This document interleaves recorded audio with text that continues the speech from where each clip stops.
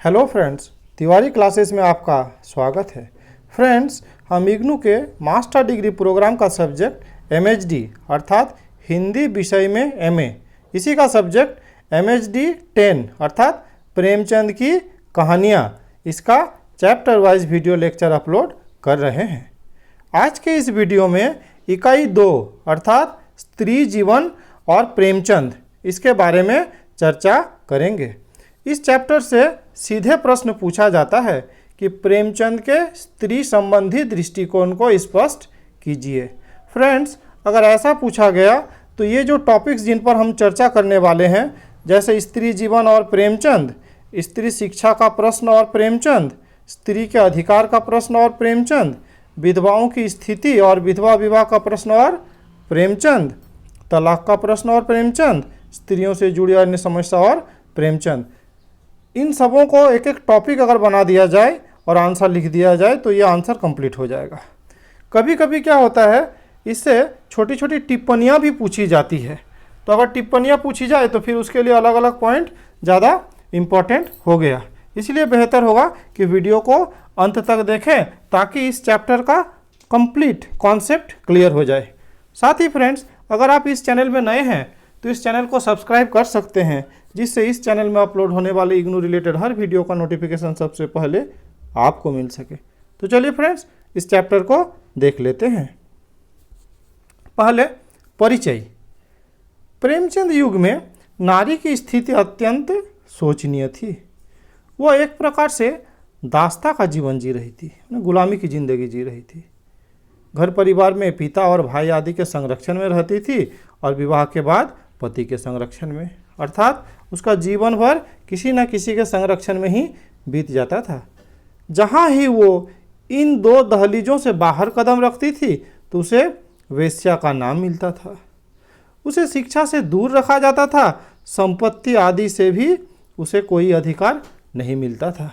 ठीक है, इस प्रकार आर्थिक रूप से भी वह पूर्णतया पराधीन थी।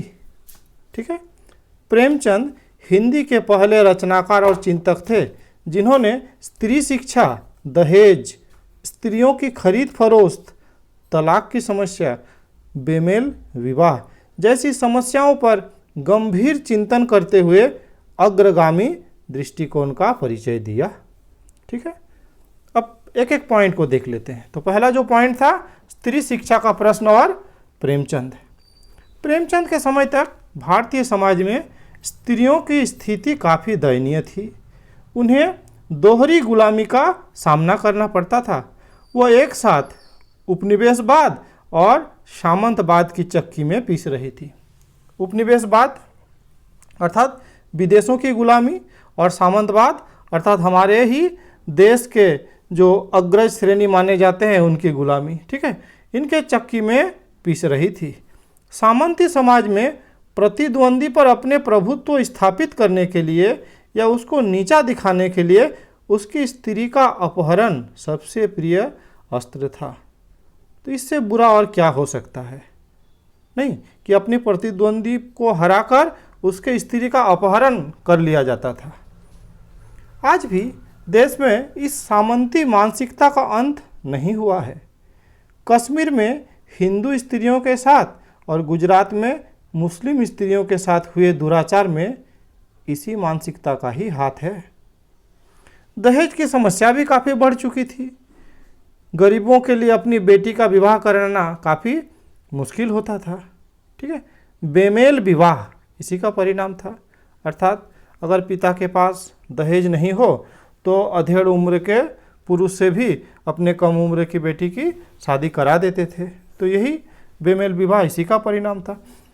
प्रेमचंद इन सारी समस्याओं का समाधान स्त्री शिक्षा के रूप में देखते थे। सही बात है, अगर स्त्रियां शिक्षित होंगी तो ये समस्याएं स्वयं खत्म हो जाएगी। ठीक है, वे लिखते हैं, लड़कियों को अच्छी शिक्षा दी जाए और उन्हें संसार में अपना रास्ता आप बनाने के लिए छोड़ दिया जाए, उसी तरह से जैसे हम लड़कों को छोड़ देते हैं।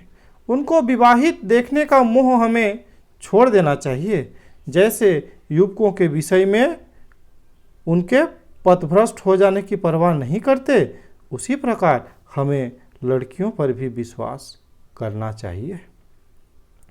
पुरुष को सदा लगता रहा है कि स्त्री अबला है, वह कोमलांगी होती है, बाहर का संसार उसके लिए ठीक नहीं है। लंबे समय से स्त्री के मन और तन की कोमलता को पुरुष ने अपने एकाधिकार के लिए हथियार के रूप में इस्तेमाल किया है। ठीक है, दैट मीन्स ये जो बात, ये अबला होना, ये कोमलांगी होना, बाहर का दुनिया उसके लिए ठीक ना होना, ये सब क्या है? ये पुरुषों का ही एक हथियार है अपना अधिकार को बनाए रखने के लिए स्त्रियों के ऊपर। ठीक है, परंतु स्त्री और पुरुष का भेद प्रकृति से अधिक सांस्कृतिक लगती है। ठीक है, प्रेमचंद की स्पष्ट धारणा थी कि लड़कियों को जीवन के तमाम अधिकार मिलने चाहिए। उनकी दृष्टि में लड़की की राय जाने बिना या दहेज न दे पाने की मजबूरी में किया गया बेमेल विवाह निर्मला की नियति को प्राप्त करता है। ठीक है, निर्मला जो प्रेमचंद का लिखा हुआ प्रसिद्ध उपन्यास है, उसी का एक पात्र है निर्मला। नहीं, उसके साथ भी वही होता है, अधेड़ उम्र के पुरुष से उसका शादी कर दिया जाता है, फिर वो विधवा हो जाती है, और जो उसका जो नियति होता है, ठीक है, बखूबी उसमें दर्शाया गया है। ठीक है, तो ये बता रहा है कि अगर ऐसा लड़की का राय बिना जाने या दहेज न दे पाने के कारण ऐसा कर दिया जाए तो ये बहुत ही गलत है। वैसे ही रूपा की स्थिति में भी चला जाता है। ठीक है, प्रेमचंद अपनी रचनाओं में स्त्री शिक्षा पर विशेष जोर देते थे। ठीक है, अब देख लेते हैं स्त्री के अधिकार का प्रश्न और प्रेमचंद को हमेशा लगता रहा कि पुरुष और स्त्री के अधिकारों में बहुत असमानता है। पुरुष का स्त्री के बिना काम नहीं चल सकता, फिर भी वह उस पर जोर आजमाना नहीं छोड़ता। प्रेमचंद अपने लेख नारी जाति के अधिकार में स्त्रियों को असंतोष को उन्हीं के इच्छा के अनुसार दूर करने के लिए इन बातों को सुझाते हैं। पहला, एक विवाह का नियम स्त्री पुरुष दोनों के लिए समान रूप से लागू हो। ठीक है, कोई पुरुष पत्नी के जीवित रहते दूसरा विवाह न कर सके। पुरुष की संपत्ति पर पत्नी का अधिकार हो।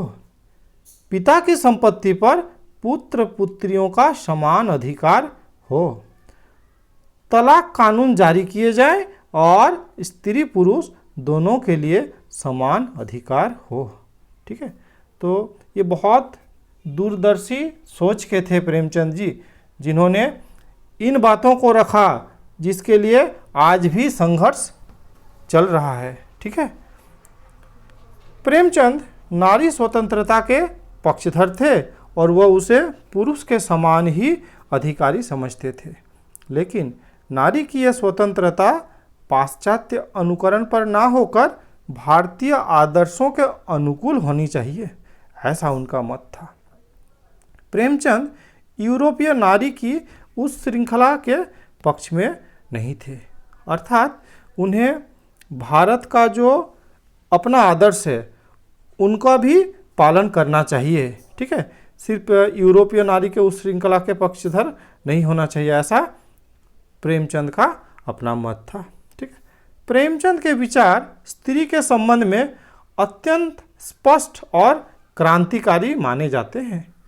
तत्कालीन स्त्री आंदोलनों का प्रभाव भी प्रेमचंद पर गोदान में जागरूक स्त्रियों की मीटिंग में होने वाले भाषण के रूप में परिलक्षित होते हैं। ठीक है, अर्थात उस समय जो कुछ एक जो स्त्री आंदोलन होता था, नहीं तो उसका भी प्रभाव प्रेमचंद जी पर पड़ा था। अब देख लेते हैं विधवा की स्थिति और विधवा विवाह का प्रश्न और प्रेमचंद। ठीक है, प्रेमचंद के समय विधवाओं की स्थिति बड़ी दयनीय थी। स्त्री होने के साथ ही विधवा होने का अभिशाप एक स्त्री को दोहरे स्तर पर झेलना पड़ता था। स्त्री विधवा होते ही सभ्य कहलाने वाले इस समाज के घातक व्यंग्यवान नहीं विधवा स्त्री का हृदय छलनी कर देते थे। आज भी युवावस्था में विधवा होने वाली स्त्रियों के प्रति समाज का सहानुभूति तो है, लेकिन व्यवहार सहानुभूति युक्त नहीं करता है। युवा विधवा स्त्री को आज भी समाज संदेहपूर्ण दृष्टि से देखता है और समाज के कामी पुरुष उसे अपना वासना का शिकार बनाने के लिए सदैव लालायित रहते हैं। प्रेमचंद अभागिन विधवा नामक टिप्पणी के माध्यम से स्त्री को संबोधित अपने विचार में कहते हैं कि समाज द्वारा विधवाओं के साथ किए जाने वाले अन्याय को दिखाते हैं तथा हिंदू समाज के पतन का मुख्य कारण भी किसी सीमा तक विधवाओं की दुर्दशा को ही मानते हैं। ठीक है, ये विधवा का जो समस्या है ये अधिक हिंदू समाज में ही था। ठीक है, इसी समय पास हुए शारदा बिल का भी समर्थन करते हुए प्रेमचंद विधवाओं की स्थिति को सुधारने हेतु समाज के लोगों की मानसिकता में परिवर्तन लाने का हिमायती बनकर उभरते हैं। निर्मला, वरदान तथा गबन जैसी रचनाओं में प्रेमचंद इन विधवाओं के जीवन का अत्यंत मार्मिक चित्रण करते हुए समाज की सहानुभूति इन विधवाओं के प्रति जुटाते हैं। ठीक है, पति के मरते ही यह समाज स्त्री को निम्न स्थिति का बना देती है और उसकी संपत्ति पर अपना अधिकार जताकर उसे दर दर की ठोकरें खाने को मजबूर कर देता है। विधवा मां पर किए जाने वाले अत्याचार को कानून का नाम देकर षड्यंत्र करने वाले बेटों की करनी का पर्दाफाश भी प्रेमचंद बेटों वाली विधवा नामक कहानी के माध्यम से करते हैं। ठीक है, यह भी उनका एक प्रसिद्ध कहानी है। नहीं, इसमें विधवा माँ की जो दुर्दशा है उसका वर्णन करते हैं। ठीक है, स्वामिनी कहानी के माध्यम से प्रेमचंद इस बात को स्पष्ट करते हैं कि समाज में अछूत माने जाने वाले लोगों के बीच रहने वाली विधवाओं की स्थिति सवर्ण कहे जाने वाले समाज में रहने वाले विधवाओं की स्थिति की अपेक्षा अधिक बेहतर है। ठीक है, आधार नामक कहानी में उसी का नायिका अनुपा पति की मृत्यु हो जाने के बाद ससुराल में मिलने वाले प्रेम और स्नेह के कारण अन्यत्र विवाह करने की बात को स्वीकार नहीं करती है। इन रचनाओं के माध्यम से प्रेमचंद विधवाओं की सकारात्मक उत्तर के साथ उपस्थिति दर्ज कराते हैं।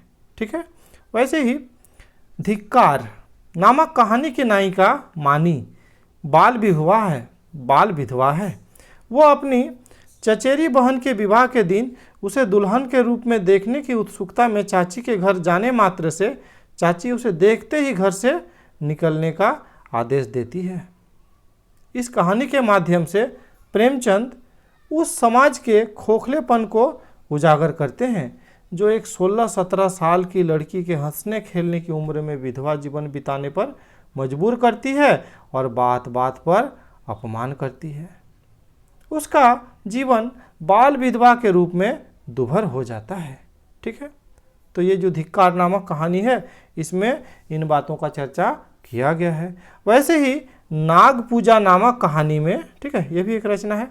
नाग पूजा नामक कहानी में प्रेमचंद समाज के अत्यधिक विरोध के बाद भी विधवा तिलोत्तमा का पुनर्विवाह करते हुए दिखाते हैं, क्योंकि पुनर्विवाह प्रेमचंद के लिए विधवा नारी के पुनः संस्कार के साथ ही समाज सुधार की एक क्रियात्मक प्रक्रिया भी थी। ठीक है, प्रेमचंद स्वयं भी विधवा से विवाह किए थे।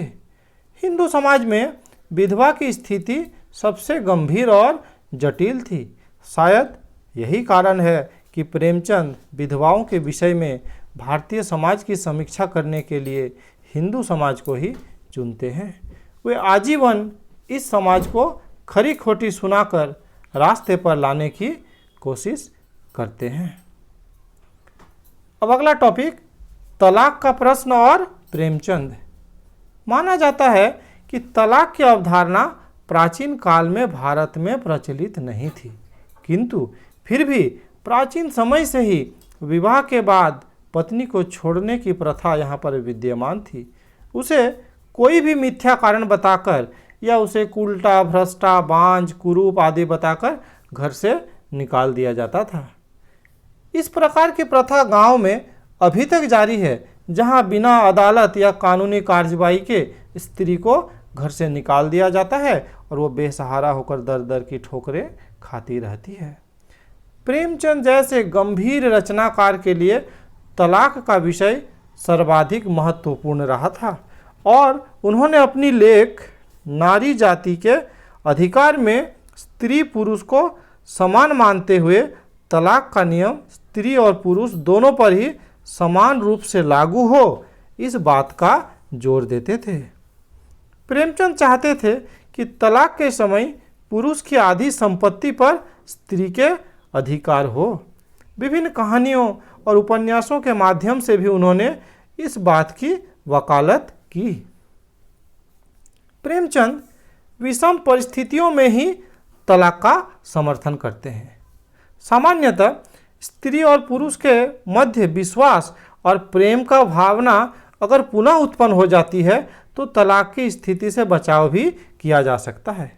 ठीक है, अर्थात अगर तलाक का नौबत आ भी जाए, लेकिन अगर दोनों में क्या हो जाए, सामंजस्य हो जाए, दोनों में विश्वास और प्रेम का भावना जग जाए, तो फिर तलाक को तब भी टाल देना चाहिए। ठीक है, प्रेमचंद विवाह जैसे संवेदनशील रिश्ते का टूटना सुखद नहीं मानते हैं, क्योंकि विवाह मात्र एक सामाजिक आर्थिक समझौता न होकर आत्मिक समझौता भी होता है और इसे तोड़ना आने वाली पीढ़ियों के हित में नहीं होता है। ठीक है, क्योंकि जिन संपत्तियों की संतानें भी होती है उनका जीवन अधर में पड़ जाता है। प्रेमचंद पति पत्नी के मध्य विश्वास के तत्व विद्यमान होने की बात कहकर परिवार को आपसी प्रेम की छांव में फलता फूलता हुआ देखना चाहते थे। ठीक है, स्त्रियों से जुड़ी अन्य समस्याएं और प्रेमचंद। ठीक है, ये अंतिम टॉपिक है। ठीक है, प्रेमचंद स्त्रियों के क्रय विक्रय को लेकर अत्यंत दुखी रहते थे, इसीलिए अपनी रचनाओं में उन्होंने वेश्या समस्या के प्रश्न को अत्यधिक गंभीरता से उठाया है। वेश्या नामक कहानी में वेश्यावृत्ति को अपनाने के लिए बाध्य होने या करने की पृष्ठभूमि में पुरुष तथा उसकी काम तृप्ति की भूमिका को ही मानते हैं। वेश्या कहानी की नायिका भी इस बात को स्वीकार करती है कि नारी कभी भी स्वेच्छा से या पैसों की जरूरत के लिए इस कार्य में लिप्त नहीं होती है। निराश्रय या आधारहीन होने की स्थिति में मजबूरी से इस व्यवसाय को अपनाती है। इसी कहानी की नायिका सामंती समाज की निर्लज्जता और उसके पुरुषों की मानसिकता को भी उजागर करते हुए वेश्याओं की व्यथा को भी उजागर करती है। यह समाज एक और तो नारी की दुर्व्यवस्था से भी अपने काम वासना की पूर्ति करता है और फिर अत्यधिक निर्ममता के साथ उसके माथे पर पतिता का कलंक लगाकर उसे उसी दुरावस्था में मरने के लिए छोड़ देता है। ठीक है, उसे वेश्या होने के कारण समाज में तथा लोगों के मध्य सम्मानजनक दृष्टि से नहीं देखा जाता है। मंदिर आदि धार्मिक स्थानों पर भी उनको प्रवेश की अनुमति नहीं मिलती है। प्रेमचंद का यह स्पष्ट रूप से मानना था कि नारी की स्वाधीनता देश में एक स्वाधीन जनतंत्र के स्थापना किए बिना नहीं हो सकता था। ठीक है, अर्थात प्रेमचंद मानते थे कि नारी की स्थिति में पूर्णतः सुधार तभी होगा जब देश आज़ाद होगा। ठीक है, इसीलिए देश को आज़ाद होने की बात को वो सर्वप्रथम या सर्वप्रमुख रखते थे। साथ ही प्रेमचंद वेश्या जीवन की समस्याओं को अपनी रचनाओं में उठाते हुए भारतीय व्यवस्था की कटु आलोचना भी करते हैं। इसके साथ ही वो समाज के प्रति घृणा भी उत्पन्न करते हैं जो वेश्याओं को जन्म देता है। ठीक है, अर्थात वो वैसे समाज को वो घृणा करते हैं जो वेश्याओं को जन्म देता है। ठीक है, अतः वे कथा साहित्य में प्रथम रचनाकार थे जो स्त्रियों पर होने वाले अत्याचारों का कड़ा विरोध करते हैं। ठीक है फ्रेंड्स, तो इस प्रकार आज के इस वीडियो में इतना ही। बहुत जल्द अगले पार्ट का वीडियो लेकर आएंगे। इस वीडियो में मेरे साथ बने रहने के लिए बहुत बहुत धन्यवाद।